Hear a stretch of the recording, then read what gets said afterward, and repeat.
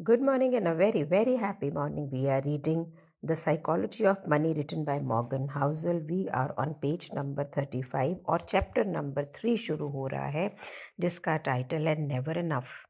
When rich people do crazy things, क्योंकि उनकी ज़िंदगी के लिए कितना भी पैसा हो जाए वो कभी भी पूरा नहीं होता और चाहिए होता है। अगर आप भी उसमें से हैं ना तो ये चैप्टर तो आपको ज़रूर सुनना है। इसका मतलब ये नहीं कि पैसे नहीं कमाने पर वो कहाँ तक आपको लेके जा सकता है और नेवर हैव एनफ एटीट्यूड, ये ज़रूर चेक करना है। जोसेफ हेलर जो कि एक राइटर हैं, उनको उनका दोस्त कहता है कि जितने पैसे उन्होंने अपनी बुक से कमाए पूरी हिस्ट्री में, शेल्टर आइलैंड उतने पैसे एक दिन में कमाता है। तो हेलर ने रिस्पॉन्ड किया, ठीक है, लेकिन कुछ मेरे पास ऐसा है जो उसके पास नहीं है। क्या है?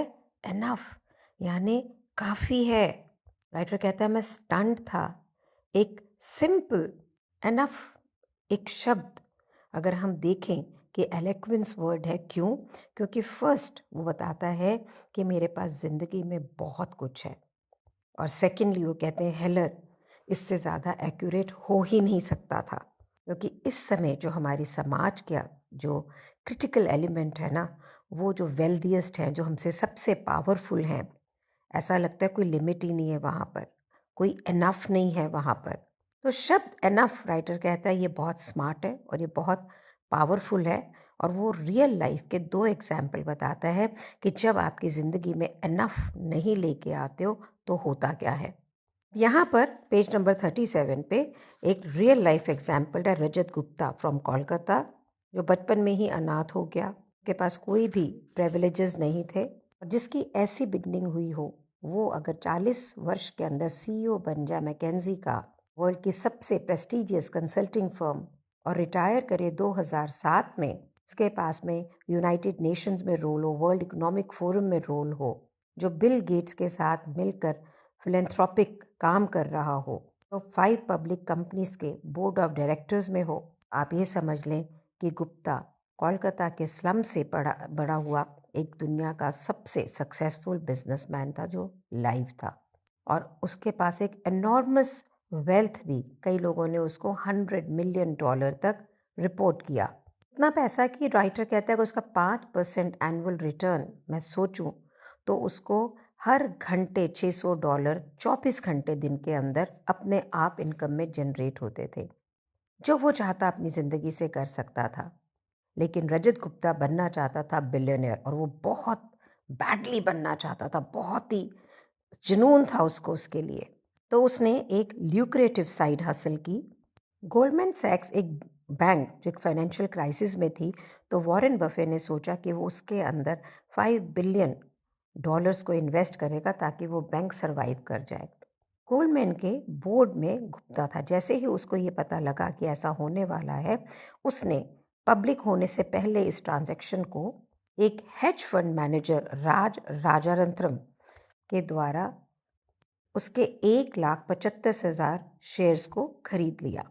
घंटों के बाद जब बफेट और गोल्डमैन की डील अनाउंस हुई, तब तक राजा रत्नम ने $1 मिलियन कमा लिए एक दिन के अंदर। इसी तरह करते करते गुप्ता ने $17 मिलियन का प्रॉफिट किया। ये एक इजी मनी था। जब ये बात ओपन में आई तो प्रोसिक्यूटर्स को और भी आसान था इसको प्रूव करना। अब गुप्ता का करियर बिल्कुल रुइंड था and he was in jail. इसी तरह से एक मैडॉफ जो एक और भी फेमस बिजनेसमैन रहे हैं, उनकी नोटोरियस पॉन्जी स्कीम उन्होंने चलाई, और गुप्ता की तरह वो भी पकड़े गए। तो उसका बिजनेस करने का तरीका लेजिटिमेट था, येट एक फ्रॉड था। मैं बहुत डिटेल्स में नहीं जा रही हूँ।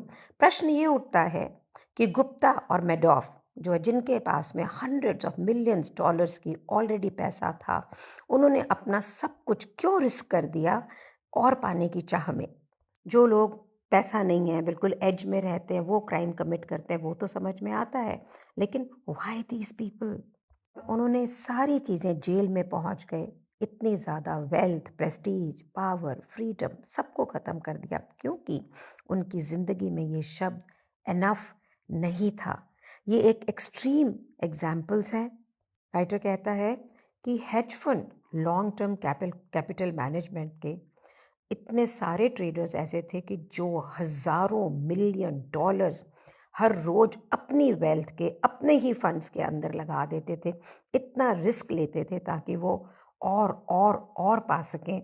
वॉरेन बफेट इस पे कहते हैं, पैसा, ऐसा पैसा जो उनके पास नहीं था, उन्हें उसकी ज़रूरत नहीं थी, उन्होंने रिस्क किया, ले रहे हैं जो उनके पास ऑलरेडी है, जो उनकी ज़रूरत थी। इज़न्ट दैट फुलिश कि आपको ज़रूरत नहीं है लेकिन कुछ और ऐसा है जो आपको पाना है, उसमें जो आपके पास में है आपने वो भी खो दिया।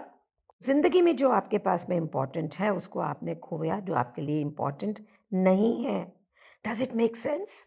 पेज नंबर 41 पे राइटर कहते हैं, there is no reason to risk what you have and need for what you don't have and you don't need। और ये एक ऐसी चीज़ है जो हमेशा ओवरलुक्ड है। राइटर कहता है कि अगर आप भी एक ऐसे व्यक्ति हैं जिसके पास में इतना पैसा है कि कंफर्टेबल ज़िंदगी जी सकें, लेकिन आप और चाहते हैं, तो कुछ चीज़ें मैं चाहता हूँ कि आप याद रखें। और उसमें से पहली चीज़ है, the hardest financial skill is getting the goal post to stop moving. ये बहुत ही इम्पॉर्टेंट है। अगर आपकी एक्सपेक्टेशंस ऐसी हैं कि आपने जितना सोचा था पा लिया और फिर आप और पाना चाहते हो, मोर मनी, मोर पावर, मोर प्रेस्टीज, तो आपकी जो एम्बिशन है ये ज़्यादा तेज़ी से बढ़ रही है, सेटिस्फैक्शन नहीं हो रहा। जैसे ही आप एक स्टेप आगे लेते हो, आपका उद्देश्य एक स्टेप और आगे चला जाता है, तो आपको लगता है कि यार मैं तो पीछे रह रहा हूँ। तो मॉडर्न कैपिटलिज्म, बुक कहती है, is a pro to two things, generating wealth and generating energy. एक इच्छा कि मैं मेरे दोस्तों से आगे निकल जाऊं फ्यूल करता है हार्ड वर्क को। लेकिन ज़िंदगी में क्या कभी ऐसा फन है, ऐसी संतोष, ऐसा कहीं पर एक पल जहाँ पे आप कहें अच्छा यार मज़े आ गए, बहुत बढ़िया, एनफ। तो हैप्पीनेस कहाँ से आती है? When you get results without और are minusing your expectations. I think this is really really powerful. Second point book कहती है, social comparison is a problem here. तो यहाँ पे कंपेयर कर रहा है कि एक रूकी बेसबॉल प्लेयर है जो $500,000 साल में कमाता है, बहुत पैसे हैं ना उसके पास में। लेकिन एक दूसरा बेसबॉल प्लेयर है, माइक ट्राउट, जिसके पास में $430 मिलियन का कॉन्ट्रैक्ट है।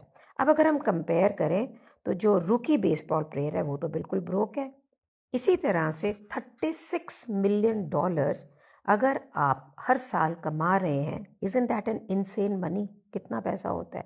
लेकिन अगर आपको हेज फंड मैनेजर में सबसे टॉप पे जाना है तो आपको ये $340 मिलियन एक साल में कमाने होंगे। अब ये जो आदमी $340 मिलियन पर ईयर कमा रहा है ना, अब उसको किससे कंपेयर करता है? उस हेज फंड मैनेजर से जो $770 मिलियन कमा रहा है। अब आपने उतना कर लिया तो अब आप किससे कंपेयर कर रहे हो? समबडी लाइक वॉरेन बफे, जिसकी जो फॉर्च्यून है वो $3.5 बिलियन है। वॉरेन बफे किसको देख रहा है? जेफ बेजोस को, जिसकी नेटवर्थ इंक्रीज हो गई $24 बिलियन के अंदर। ये अमाउंट कितना है?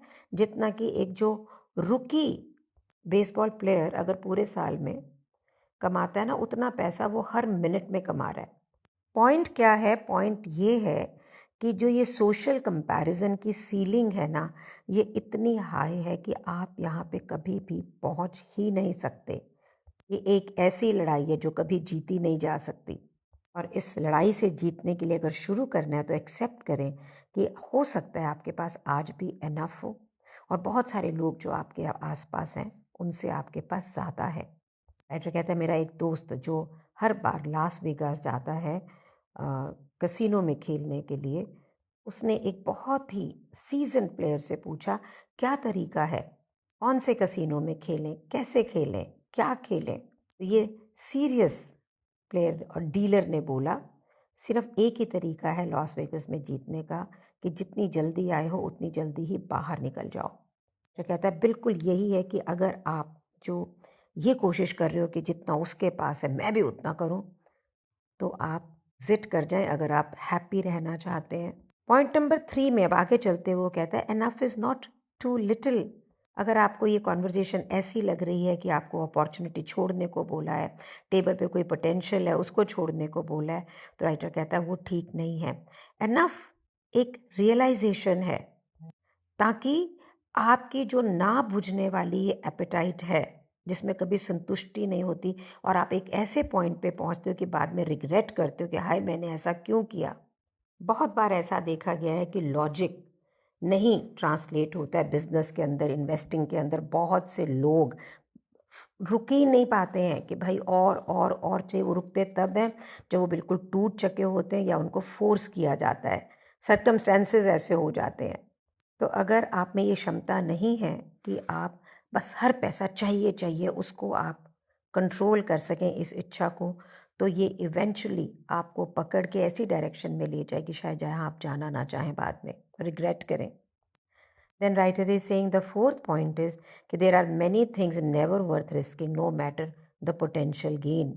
यहाँ पे दोबारा से वो रजत गुप्ता का एग्जाम्पल देता है कि जब उसे जेल से छोड़ा गया तो न्यूयॉर्क टाइम ने पूछा कि तुमने क्या लेसन सीखा। तो उसने बोला कि किसी भी चीज़ से अटैच नहीं होना है, चाहे वो तुम्हारी रेपुटेशन है, तुम्हारी अकम्पलिशमेंट है या कुछ भी। अब जब मैं इसके बारे में सोच रहा हूँ तो कुछ मैटर नहीं करता, क्योंकि मैं मेरी रेपुटेशन से बहुत ज़्यादा अटैच्ड था, और उसी के एक्शन की वजह से और रेपुटेशन में आज मेरी सारी रेपुटेशन ख़त्म हो गई है।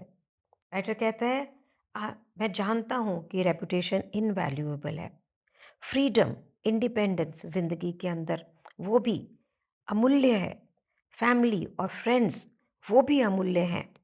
उन लोगों के साथ रहना जो आपसे प्यार करते हैं, जो आप जिनको प्यार करते हो, वो भी अमूल्य है।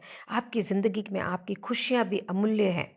और बेस्ट शॉट का ये जितनी भी बेशकीमती चीज़ें हैं, इनवैल्यूएबल चीज़ें हैं, relationship, friends, family, reputation, freedom, independence, ये आप तभी मेंटेन रख सकते हैं जब आपको ये पता हो कि आपने रिस्क लेना कब बंद करना है। कभी आपको नुकसान दे सकता है, और knowing that okay fine now I have enough. और गुड न्यूज़ क्या है और सबसे पावरफुल टूल क्या है? Building up enough. ऐसा कोई रिस्क नहीं लेना है कि जो ऊपर वाली जितनी भी चीज़ें हैं, रिलेशनशिप, फैमिली, हैप्पीनेस, रेपुटेशन, ये डैमेज हो जाए। In my personal life I have seen, मेरे पीहर से, मेरे ब्रदर्स की ज़िंदगी के अंदर, I don't know, I am reading this book and I am sharing it with you. I have seen it to get more. They get into betting. They were betting money on cricket. They were playing cards, and easy money, to get the easy money. There was unnecessary risk taking. There was unnecessary. कभी मुझे लगता है कि शायद उस risk में भी उन्हें अच्छा लगता था, and then they were all ruined, and it took years and years to grow back, and the whole family also suffered. Let's not do that. तो अपने आप को देखिए कि कहाँ पे एक आपका इनफ है। मेरे कोच ने मेरे साथ बैठ के एक मेरी लाइफ का पूरा खर्चा निकाला, सब कुछ निकाला जो मैं करना चाहती थी, ट्रैवल, मस्ती, everything, and then we came to a figure कि अगर इतना पैसा मेरे पास में बैंक में हो जाता है जिसका इंटरेस्ट आता है, या किसी और तरीके से भी मेरे पास खर्चा मिलता है मेरे को, and which is a quite handsome amount, तो मुझे ज़िंदगी में फिर कोई सोचने की ज़रूरत नहीं है। For many, this amount will not be good enough. For me, it's good enough. मेरा जो गोल पोस्ट है वो आगे आगे नहीं बढ़ रहा है। आप भी अपना एक ही बना लो कि बस यही है, तो जीवन में हैप्पीनेस होगी। जीवन में आप ऐसी हरकतें नहीं करोगे जो लोगों ने की हैं। तो ये बुक हमें सिखा रही है कि हम अपने जीवन में अपने व्यवहार, अपने आदतें, अपने सोचने का ढंग, जिस पे समाज आधारित है, जैसे हमारे पेरेंट्स ने हमें पाला, जिन सर्कमस्टेंसेस में हम रहे, हम वहाँ से बहुत कुछ लेके आते हैं और इस तरह से उल्टे सुलटे बिहेव करते हैं। तो now when we are knowing कि भाई ये कहाँ से सारी सोच चली आ रही है, तो may be rather you should be looking into life and making the best of it. I'm doing that. Thank you so much for being in my life. Thank you so much.